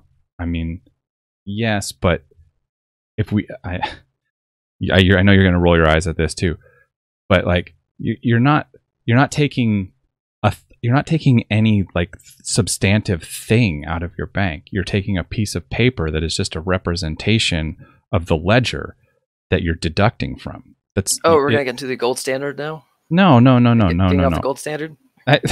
Don't do that, dude. It's still just within this realm of make-believe is the point that I'm trying to make. Like and it's the agreement between you and Autumn. When you give Autumn the dollar bill, Autumn agrees that this dollar bill represents a certain amount of work that you put in to receive it. But it's just an agreement. It's an agreement over something that is completely hypothetical. Yeah, but in this sense, like the dollar can actually be freely, it's ubiquitous, right? Everybody agrees that a dollar is worth a dollar, and that you can go on these websites and they'll have currency converters and stuff like that. So but with NFTs, it's only this very small market that believes that this NFT is linked in spirit to this this image. The keyword that you just used is ubiquitous. So the mass adoption and the mass agreement. And it'll be ubiquitous after I die. Fair, possibly. I mean, that's the question, though. How much value do we assign to art over time, right? So, if we take the technology out of it, how much value do we ascribe to a piece by Mucha or Leonardo or anything after their death? And where is that value stored? It's stored in the piece. Where's the value stored when it comes to an NFT? It's stored on the NFT in a ledger stating that this is how much was paid, and that continues in perpetuity along that chain. You can always go back and look at the original transaction and see, well, it started here and it was paid more, and then it was paid more, and then it was paid more, and oh, they had a dip, and then because somebody needed to sell it really quickly, right? So yes, there's a bit of investment in this whole thing, that investment mentality of looking at it like a commodity, but art has always been a commodity, in one form or another. It's there's always been somebody that's speculatively investing in an artist, going all the way back. At a certain point, it was the church, and then it was the bougie upper class, and then it became a more of a middle class thing, and now it's democratized. So it's every man, because every man has a phone, and every man has access. Sorry, person. Every person has an access to this blockchain because of the pervasiveness of the technology. Anyone can get onto Bitcoin or Ethereum. Anyone. You have a phone, you're good. You can do it. So anybody has access to purchase your art, invest in you as an artist. That's that. The response to that will be that the fees create a barrier of entry. And if you have a response to that, you're welcome to. I would just again reiterate as I already have a dozen times in this conversation, that that barrier to entry will go away when the multiplicity, the multiple places where you can access this technology increases. Once it's an app on your phone, and everybody in the world has a phone, which is probably going to happen not too far away. That's a whole other argument in itself. But to answer your point directly, I think Chris covered it with his alternative coin dealerships, right? The NFTs that are based on other coins. Yeah, I've minted on Near Protocol, and which is called paras.id, PARAS.id, and I think it cost me around 4 cents to mint there. So, and it will be 4 cents for a very, very long time, because it's purpose built for this. They purpose built it to have low fees, so it's already going away. Liad in the chat had a comment about this idea of originality. He said, "Here is the big difference. If I own an original piece of art and the artist shows it online and in a book and makes prints, does it feel different if it's an NFT or an oil painting? In my mind, it does." You guys have any comment on that? It's a pretty big concept, right? Well, I think it's just purely down to familiarity. I think that's all I think it is. I just think it's familiarity. Traditional art has been around for who knows how long, whereas digital art, how old is that? 30 years old? Well, no, probably more like 50, isn't it? Maybe a bit older. So I think it just comes down to familiarity, in my opinion. And that will go away. Obviously, we'll just get used to it. And then I don't think there'll be much of a barrier there between the two, personally. Yeah, I feel like we're at a transition point. We're kind of at a crux where we've run into this new technology that is shifting old paradigms, and this new technology we have yet to roll over to the point where everybody is going to be familiar with it and using it, blockchain as a whole. But it is a monetary computational wave of the future. And yes, we're going to run into a lot of difficulties along the way. And those of us that worked within the old systems are going to hold on to those old systems because, like Chris said, familiarity. We're used to those. But those that are born into them, it's not even going to be a thing, right? So they're going to pick up their phone and they're going to look on their whatever social media is at that point, and they're going to see their friend has published an NFT, and they want to be the first to grab it. So they buy it from their friend for 50 cents or whatever, and that's just going to be the way things work. So Liad mentioned like holding an original doesn't compare to holding a print. So my thought is, all right, you're holding two tablets. One of them has the image that is associated with NFT. The other one has an image that is not associated with NFT. Which one's the real one? That sort of thing. But whereas if you're holding a canvas print next to the actual original print painted on canvas, which is original, you can tell the original is painted on canvas. That's like holding like a limited edition shoe with a Chinese fake. It's like they look exactly the same, but one of them is agreed to be the original. And there's probably some evidence there. The experts will know how to tell those two shoes apart. And what the difference is, anyone can tell the two apart now with the blockchain and with an NFT that's minted. It's right there for everyone to see. There's a public ledger. But if you're just looking at the tablet, you can't tell the difference. Yeah, but that's the same with any print. I mean, if you make a copy, an illegal copy of a print, you're gonna. But we're talking about the same boat. The originals, not talking about prints. We're talking about the originals. Yeah, but I mean, counterfeits. Counterfeits is counterfeits. In this case, you can't counterfeit because there's a certification of the original, right?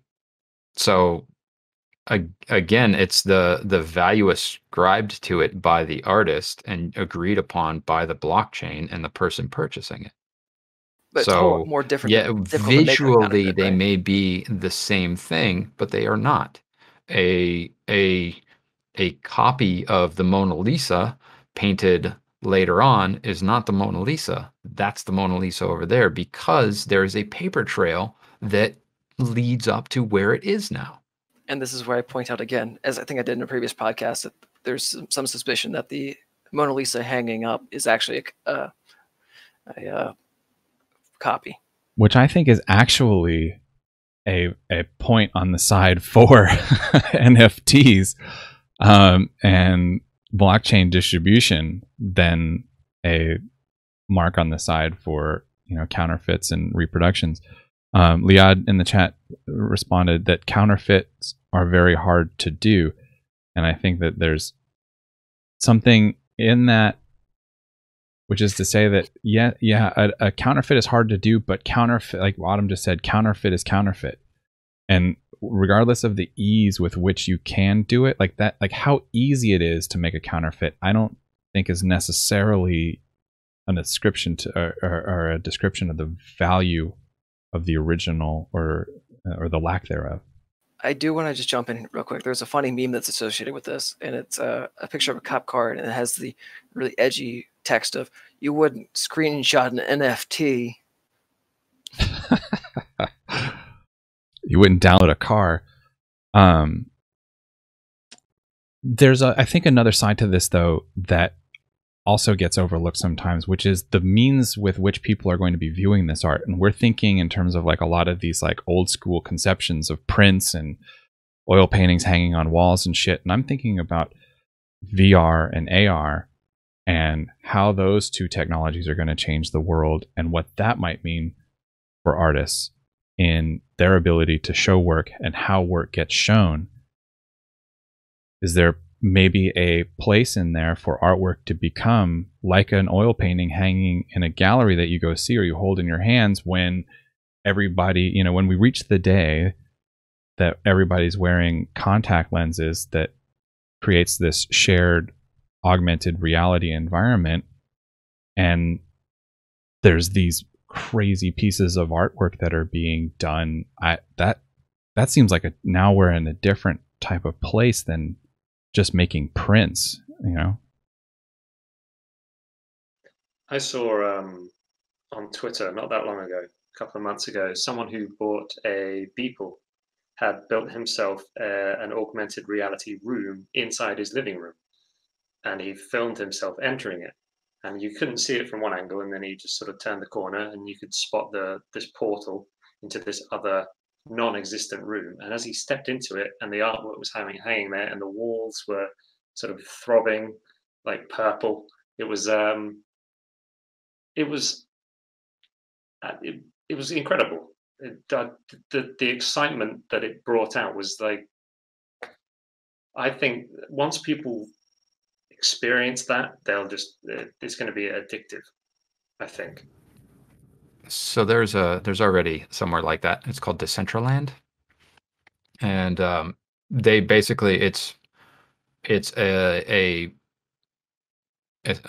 like what was the game? Second Life. It's like Second Life, but it's on the blockchain. So and there's actual like physical money being exchanged. Physical meaning out of their bank account ones and zeros is being exchanged for land in Decentraland, and then on that land you can build whatever you want, and then people can come in and see your NFT collection within your house in Decentraland. So it's the beginnings of Ready Player One, right? But it's on the blockchain, and you have your little home, you have your real estate that you can charge people to go to or charge people to view your collection or anything like that. It's definitely moving in that direction of being something that is all pervasive and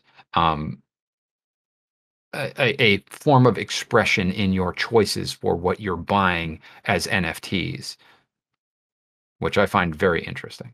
And also another on a side note, Apparently, Decentraland real estate is a hot commodity. So get in on it. FOMO, what? There's Yeah, some man. Decentraland currency as well, some like cryptocurrency. So I've invested a little bit in Decentraland as well. Yeah, And it's called there's Mana. also, yeah, Mana, yeah. There's also crypto voxels, which is very similar to Decentraland. There's been quite a few gallery showings there as well. And there's a third one that I've forgotten the name of. It's known as the metaverse, all of these different VR places. So yeah, metaverse, if you Google that, it will come up with all kinds of crazy stuff. The only thing I want to bring up real quick is so I have some friends that are in the VR business, and they've mentioned that they have shifted their focus from being a customer, a public-facing organization. Like they're not trying to make everybody in the United States adopt VR anymore, because they found that even if the technology is there and it's relatively inexpensive, people aren't buying it. So instead, they're going after corporations. So it may not be a widely adopted virtual reality hangout as it is just most people just buying the NFTs as either speculation or just digital measuring contests, let's say. I'm typing to Shane while you guys are talking, but I should probably just like address, because he has like a good objection. He was addressing a comment that Autumn had made, that he could lose his hard drive in a crash or forget his password, or someone could yoink his token, and the security of any digital token is only as secure as people make it. Well, since that was directed to you, Autumn, did you want to reply to that? Yeah. The weak parts of the blockchain technology is in the people interacting with it, and the onboarding and offboarding of regular fiat money. So, Shane, where you're seeing these attacks happen are on the centralized exchanges, right? For the most part, anyway. The centralized exchanges that aren't attached to that cryptographically secured network.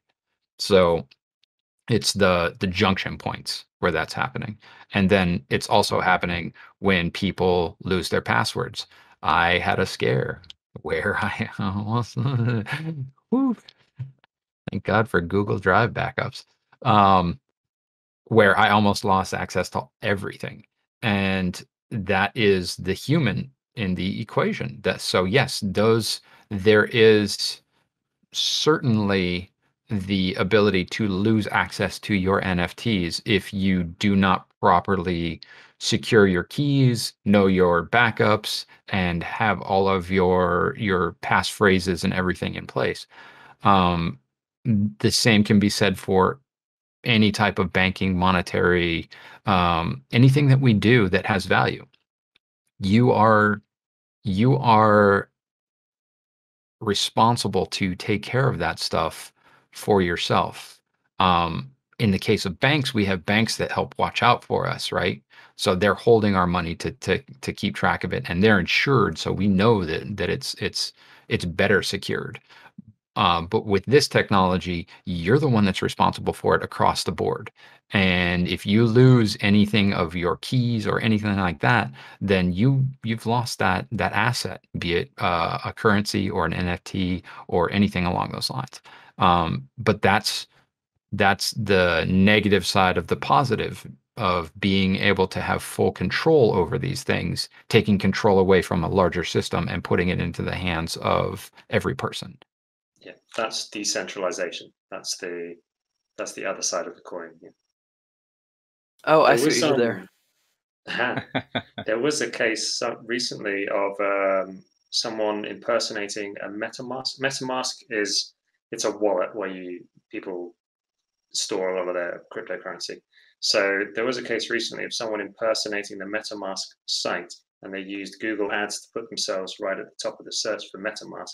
And a lot of people ended up typing their seed phrases in order to access their MetaMask wallets into this. And I think something like $200,000 within 24 hours was siphoned away to a fake site.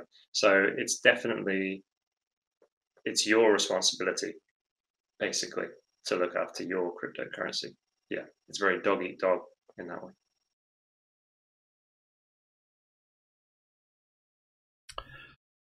Well, we've been at this for quite a while. The 2-hour mark is not that far away.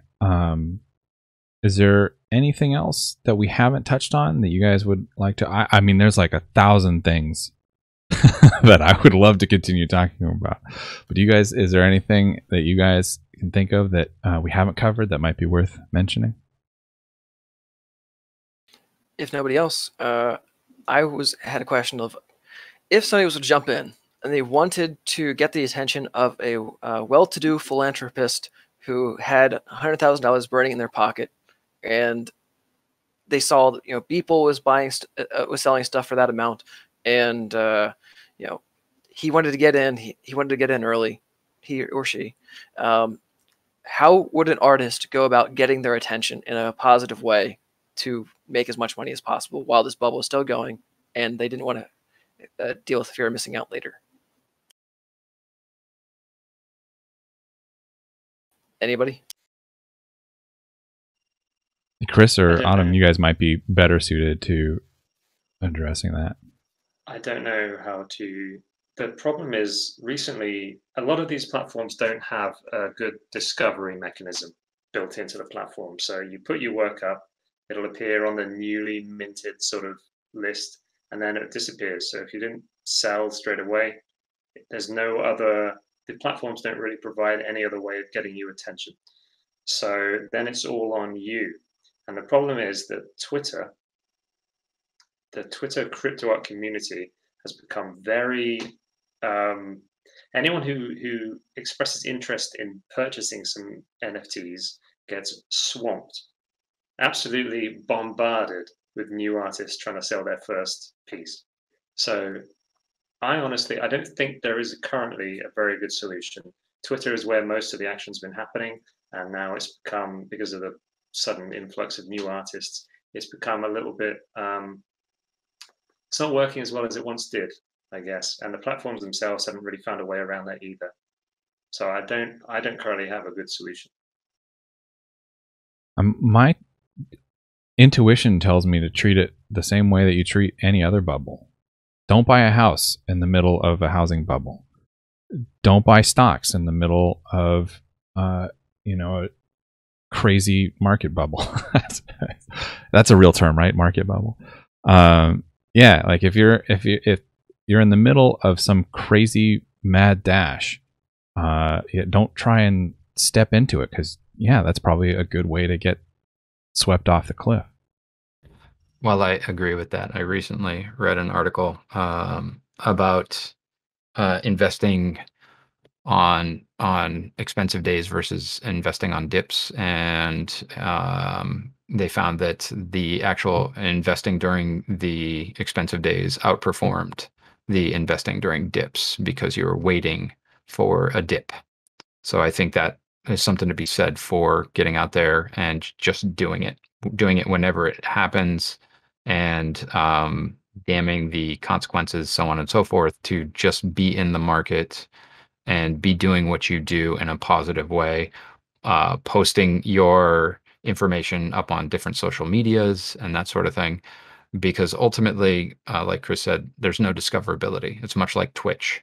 Like, nobody's going to just happen across your stuff and start watching loosely, nobody, right? It's just, there's no way for people to browse this content in a way that is going to get you eyes on it, other than having an exterior network of people that are being pushed towards your NFTs. So put them up on Facebook, put them up on, I know that sounds weird, but put them up on Facebook, put them up anywhere that people can get some visibility and start to learn about it, so that they can support you, and then you can move even further along and even further along, and start a blog. Kidding. Vern made a comment that I think is worth addressing. He was saying NFTs came up in discussion with friends today, and in parentheses, as a get-rich-quick scheme. He said that he talked his friend down, otherwise he was going to scan his child's drawings and post them to Nifty. So there's a couple of things in there. One, to the first part of that comment, as a get-rich-quick scheme, stop thinking about this as anything, as in like a singular, like anything. If people are using it to get rich, that's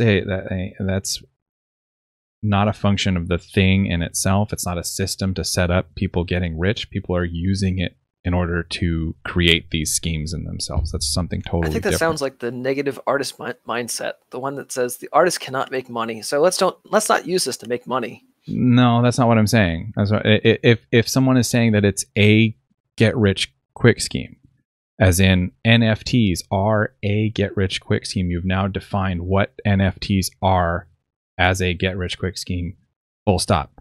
But that's like, NFTs are being used in get-rich-quick schemes is a different sentence, and one that is more accurate. And to the idea of this guy scanning his kids' drawings and then posting them on an NFT market, that is worth commenting on, because people are getting crazy ideas. I was hearing about somebody that was like, they were taking like clip art or something and minting them with an NFT and then trying to sell it as like this like unique piece of like graphic design work or something. There is some crazy shit going on. And like, if you're so hung up on this like FOMO, or you're getting swept up in this madness and you're just going to reach out for fucking anything to like try and mint, stop, like slow down, take a breath. That's not how any of this works. It's kind of how this works. I feel like, to your point earlier, Moose, you had said, there's some shitty artists out there producing some shitty work that are selling them for a lot of money. I put it nicer than that, I want to say. Yeah, but I'm definitely paraphrasing. But there is what I would call subpar artwork being put out and purchased and speculated on. And that's gonna happen until it all starts to come out in the wash and it normalizes, and the people that are doing outstanding work start to rise to the top. And the people that are just putting out clip art with a Bitcoin on it kind of fall away, right? And they're not selling anymore because nobody wants that. It was part of the initial wave of whatever. So now if you're not producing something of quality, you're not going to get the sales, and you're not going to get the continued sales, and you're not going to get the people that believe in what you're doing. It's part of being such a new thing. Yeah, I'm just looking at like the top 5 of cryptoart.io artist listing, right? I've sorted by how much they've made, and I don't know, like 5 or 6 down, it starts going to this really weird place where it's a cartoon naked girl with overly busy tattoos or something, and it just looks ridiculous. And you see the price tags associated with these, and it's not like it was a few $1,000 sale. It was $100,000 sale. It was $400,000 sale. Was it an actual sale? Are you looking at the sales, or are you looking at what people are charging? I believe it was the the most recent sale for that exchange. So there's a sale history, and the most recent one was for $400,000 or something like that. Cool. I know the artist you're talking about. I also know that website actually uses the current value of Ethereum, not the value of Ethereum at the sale. So it might be inflating the numbers there. But Gotcha. I think people are going to get some collectors are really going to get burned when the market realizes that these artists are no good, and they're not dedicated to art. They're just dedicated to making some money during this NFT bubble. And as soon as the bubble looks like it's stopped going up, they'll be out. The value of their work is going to crash. Those collectors are going to get burned. I think that's going to definitely happen. Yeah, that's just how it's going to be, I think.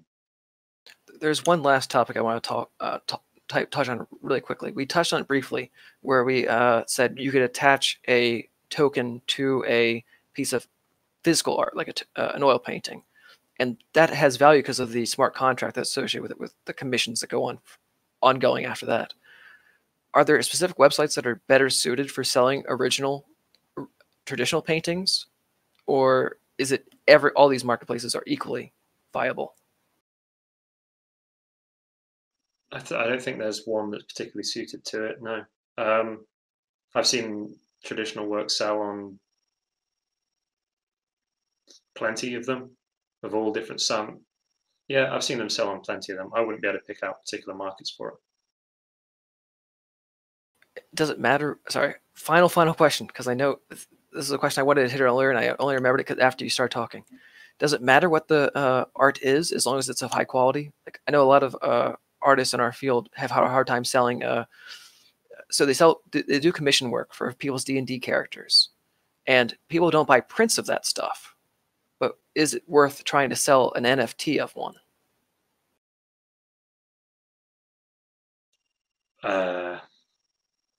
Well, I think a lot of collectors are going to look at the artwork,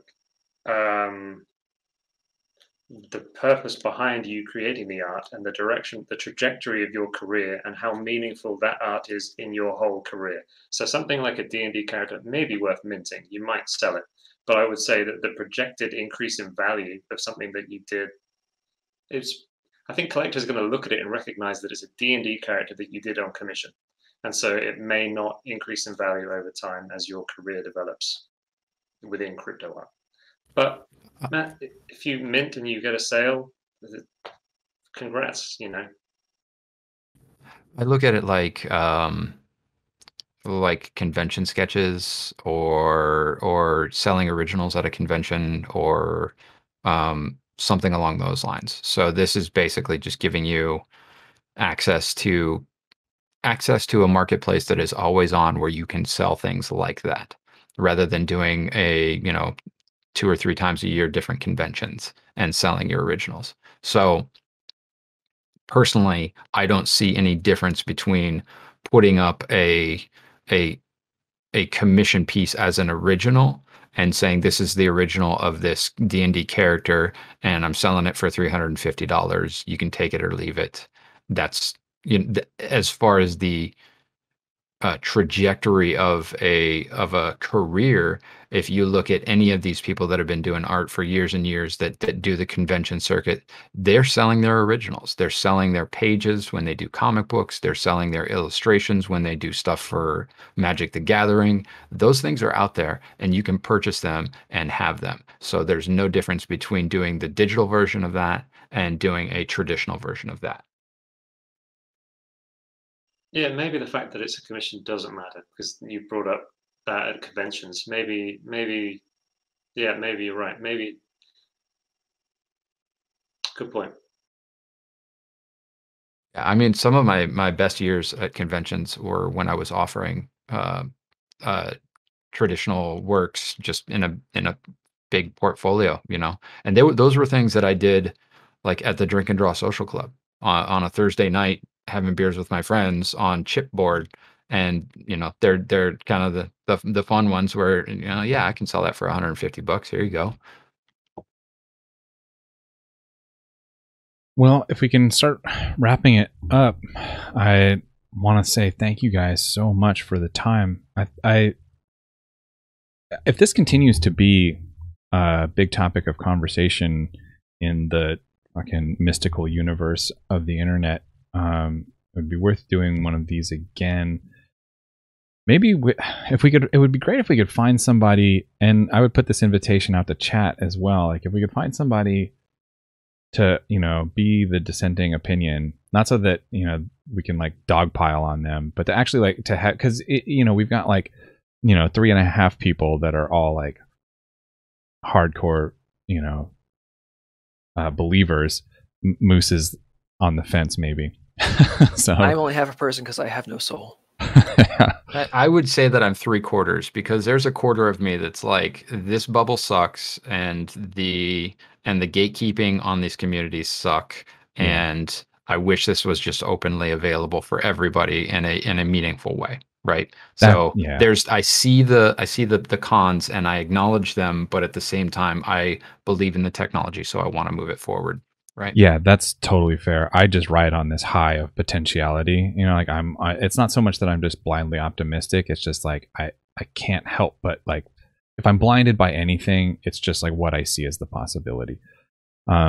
So and that's all to say, like it would be great to have somebody on that would be down to actually have like a good natured debate about this.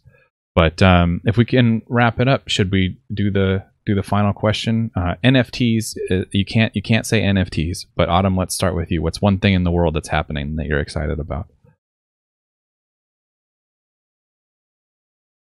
One thing that I am excited about in the world today, honestly, the potential for getting back to where we were prior to this past year that happened, the lost year. We're moving in positive directions, I think, all around, and that is very exciting to me. Moose, you were as much a guest on this show as anybody, so what's yours? My boss told me that I'm allowed to work from home for the rest of my life, so I don't ever have to go back into the office. So I'll be saving more than $1,000 a year just from not traveling, not having to park on campus. That'd be great. Really offsetting the carbon footprint of blockchain cryptocurrencies.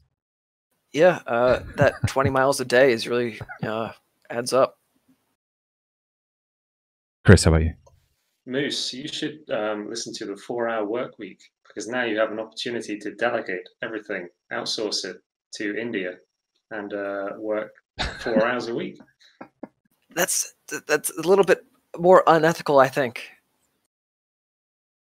I'm excited about a game called Valheim, because I've been letting myself relax this week, and I've been playing Valheim, and it's really quite fun. It reminds me of, if anyone used to mod the hell out of Skyrim, there was a mod that let you, I can't remember what it was called, but it let you sort of like play it on survival mode, where you have to hunt and build little shelters and keep yourself warm. Yeah, Valheim reminds me of that, and it's highly recommended. It's co-op, right? I think so, yeah, but I just play it solo. It can be, yeah. Well, I'm excited about the rumors of a Harry Potter show. It's going to be happening. It's causing some as much disgruntlement as NFTs is. It seems like. So I'm like, as a 5% troll, I'm as excited about all the people that are getting upset about it as I am to actually watch it. It's like you can't lose, even if it's terrible. It's like, yeah, this is a win. That's like super cynical, and I'm sorry, but I had to be honest. That's me.